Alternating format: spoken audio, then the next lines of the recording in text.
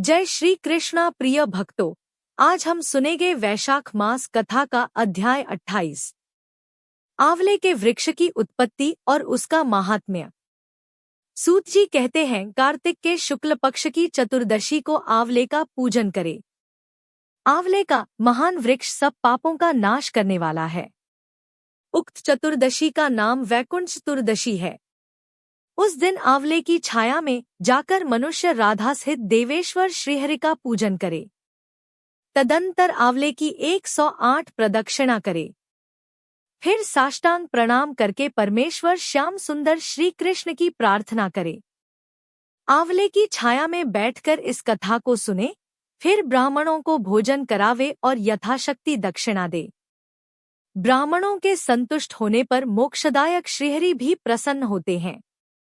पूर्व काल में जब सारा जगत एकार्णव के जल में निमग्न हो गया था, समस्त चराचर प्राणी नष्ट हो गए थे, उस समय देवाधिदेव सनातन परमात्मा ब्रह्माजी अविनाशी परब्रह्म का जप करने लगे थे।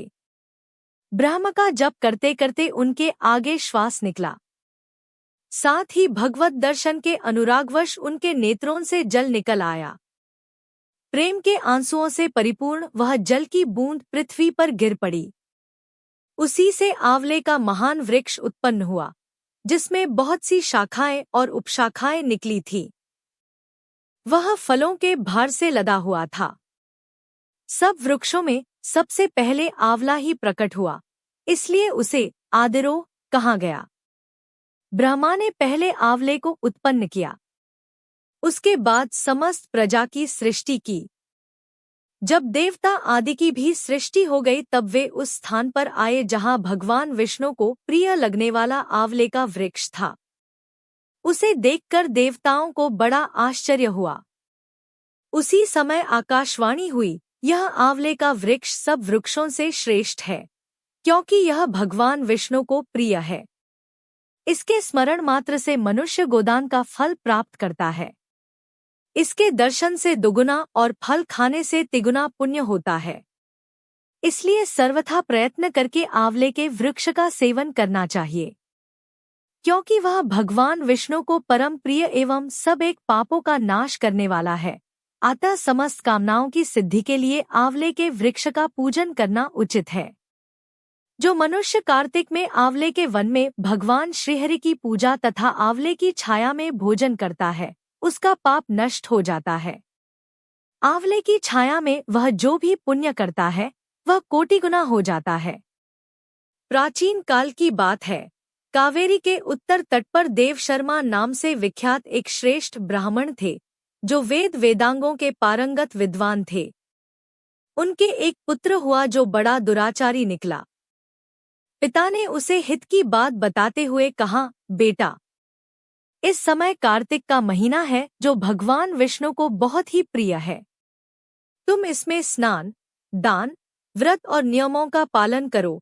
तुलसी के फूल सहित भगवान विष्णु की पूजा करो।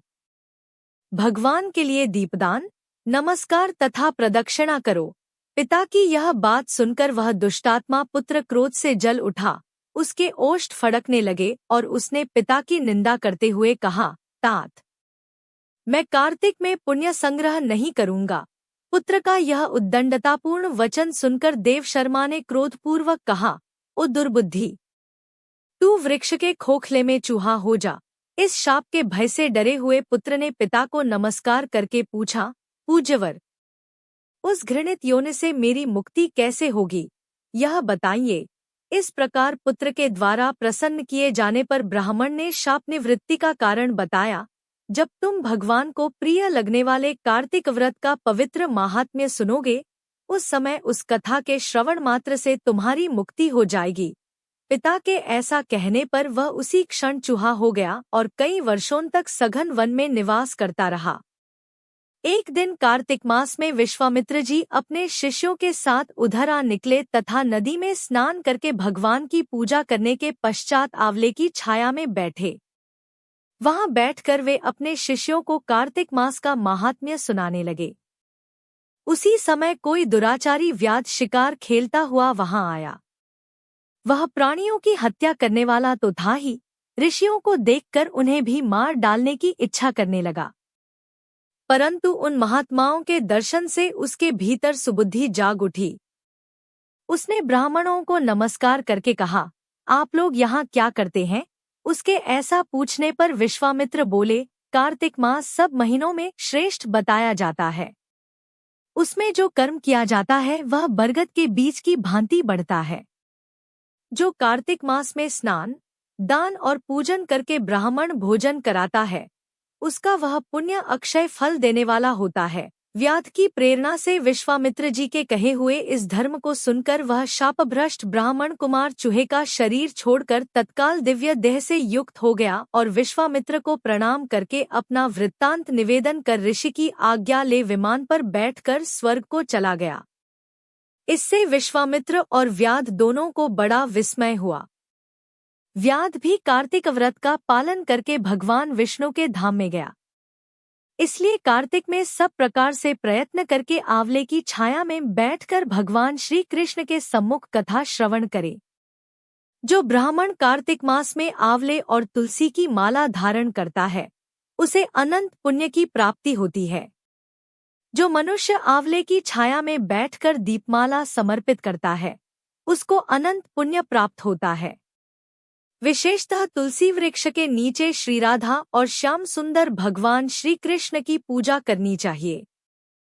तुलसी के अभाव में यह शुभ पूजा आंवले के नीचे करनी चाहिए।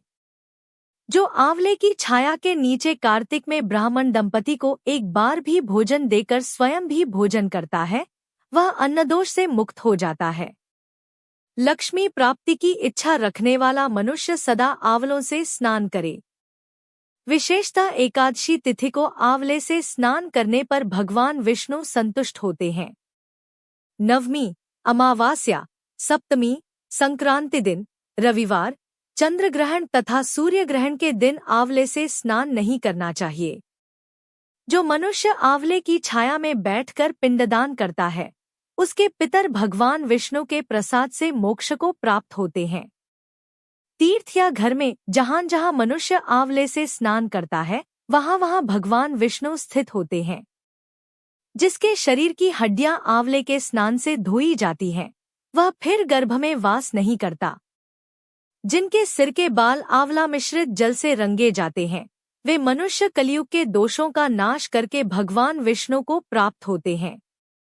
जिस घर में सदा आंवला रखा रहता है, वहाँ भूत, प्रेत, कूष्मांड और राक्षस नहीं जाते।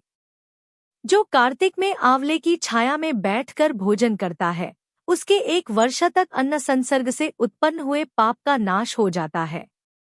यह भाग यहीं पर समाप्त होता है। अगर आपको यह कथा पसंद आई हो तो कमेंट बॉक्स में जय श्री कृष्णा लिखकर हमारे चैनल को सब्सक्राइब करके वीडियो को लाइक और शेयर जरूर करें।